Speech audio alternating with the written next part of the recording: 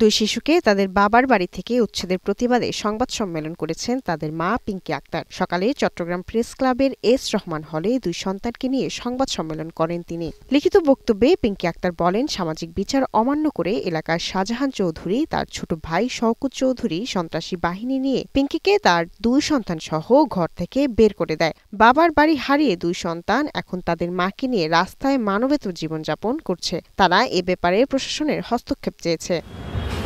আমার শ্বশুর বিগত বছরগুলো মুক্ততা সন্ত্রাসী শেখান্ত বাসা এবং তার সহচর লাভলুর তৎপরতায় আমাদের গতিহীন করে রেখেছিল। বর্তমানে দেশে প্রেক্ষাপট পরিবর্তন হওয়ার পরেও সন্ত্রাসী শেখান্তগণ এভাবে ভূমির অধিকার থেকে বঞ্চিত করেছে।